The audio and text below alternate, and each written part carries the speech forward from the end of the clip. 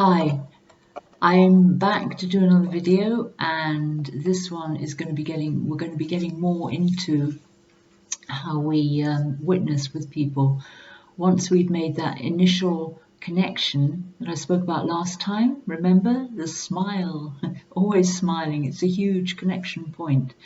And once we've done that, it's how to engage in conversation. And as I said, for myself, it was generally looking at something that I could connect with and just starting to chat about that and getting into the conversation.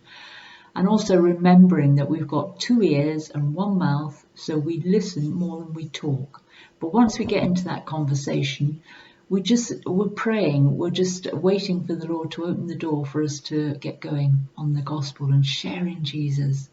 But I was thinking about connecting with people and the different things that I remembered the Lord brought to my memory. There were 2 instances. One was a couple of young women in a city, and a lot of people were out evangelizing, and I noticed these 2 young girls, and they were probably early 20s, late teens. One of them had extraordinary eye makeup on, and I thought, I can go and talk about that. So I went and connected with her about her eye makeup. And long story short, it transpired that these girls were sisters, that they had been to church as young children, I believe it was. And the night before, they'd been speaking about Jesus and maybe going back to church. Anyway, they were led to the Lord, they gave their hearts to Jesus. And then I was taking contact details so as to link them with a church, which is something that we'll speak about as well in more detail. But we need to link these new believers with churches so they can get discipled. Anyway, and when they said their names, their surnames, I suddenly remembered that there had been a murder of a young person many years before, but it was all over the news, the television, the radio, everything, the murder of this child, and the name was the same. So I asked them, and sure enough, it was the same family. And I just thank the Lord, because these 2 young women had come to the Lord, and I believe that they will have been and now be and continue to be a big influence on their family, because they had a real connection, a real encounter with Jesus that day. So when you get prompted to speak to somebody, go and do it, because you don't know what the story is behind your intervention in their lives. And the other person I was reminded of was a young man sitting on a bench during the summer reading a newspaper. And I thought, I can connect by chatting about the newspaper. So I went over, sat down beside him and started chatting. And again, to cut the story short, it transpired that he was the leader of the Sunday school in his local church. And he was in charge of the whole, who was teaching and what age groups and all the rest of it. Do you know what? He'd never met Jesus, never asked Jesus into his heart, didn't know a lot about the Bible because he was just reading stories and getting people to read stories, and amazing. So he had an encounter with Jesus that day. So if you feel really prompted, not by necessarily a connection, but prompted, the Holy Spirit is prompting you to speak to somebody, take that step of faith, step out, because you never know the change that God can make in that person's life. Okay, I look forward to hearing some fantastic stories very soon. Now this ministry, as I've said, or as you know by coming on it, is called Go 2 by 2. And as you know, it's based on Luke 10 verse 1, where Jesus speaks to his disciples and sends them 2 by 2 into every city and place that he was about to go.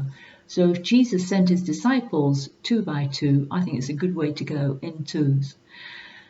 Now one of the reasons, and I've seen this happening and I've done it myself, been involved in it, it just doesn't work, is if you go more than 2, if you go 3 or 4, maybe 3 the absolute maximum if you have to, but more than 3 is just too much. I remember evangelizing in an area of London that was densely populated with people from another religion.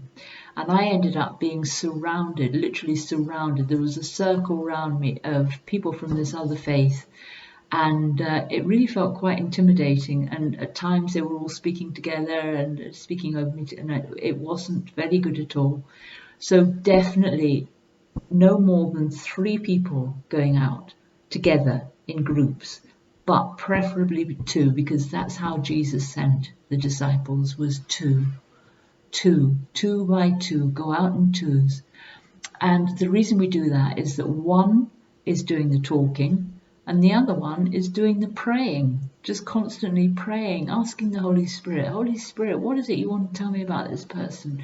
Holy Spirit, guide the words that are coming out of their partner's mouth, that it will be totally Holy Spirit directed for protection round about us. And just for the Holy Spirit to tell them things that they can then pass on. And whilst the person is speaking, every so often when they feel prompted, they can just turn around to the other person who's been doing all the praying and say, have you got anything to share? Is there anything you'd like to say? Has the Lord said anything to you? And give them the opportunity then to share whatever it is the Lord has said.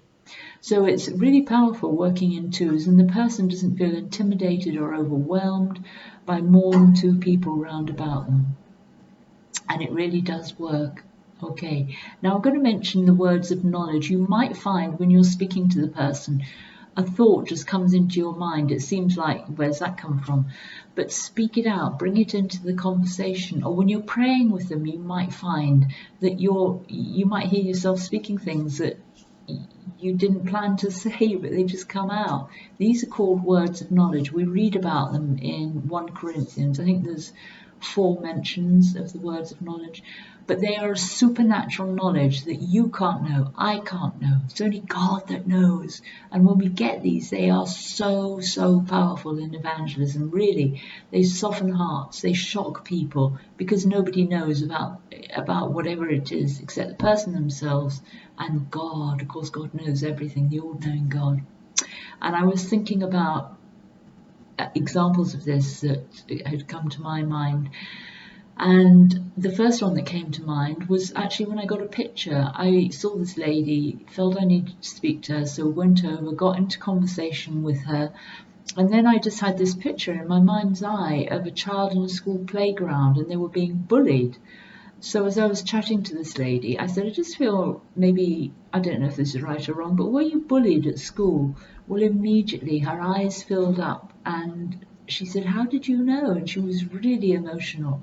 I said, I didn't know anything. I know nothing about you. You know that. It's God who created you. He loves you. He knows everything about you. And he just dropped that picture into my mind, and I knew it was from him, so I spoke it out.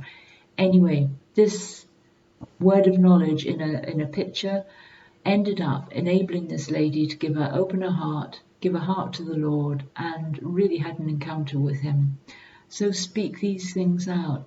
The other thing, the other time was that came to mind was 2 young men coming down the street. They were actually coming towards me, and they were obviously mates. They were chatting away, so I stopped them, started talking, and then I just felt one of them, the family, there was a breakdown in the family. There was some kind of breakdown between their relationship in the family.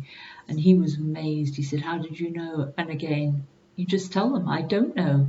It's God knows you. He loves you. He's seen everything in your life. He knows everything about you. He's watched you being formed, etc., etc., etc.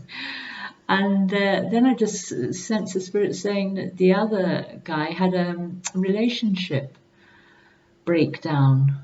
And so I mentioned this to him, and sure enough, and I mean, they looked at each other and their mouths were open and they stared at each other, and it was, how does she know? They were both shocked. I mean, really shocked.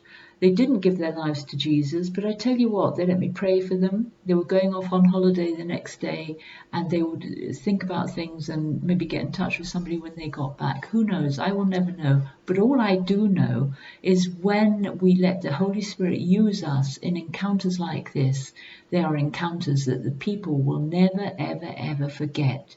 Because nobody could have known these things in any of these instances except the Holy Spirit. And he would have touched their lives in an amazing way. And I tell you what these words of knowledge do as well, is they open up people's hearts. They think, maybe this God is real. Maybe he really is real. real, and I need to get to know him. So I think I'll leave it there for now, and maybe the next video I'll make a little bit longer. So God bless you, and please take on board what I'm saying and start stepping out and evangelizing. God bless you, and thank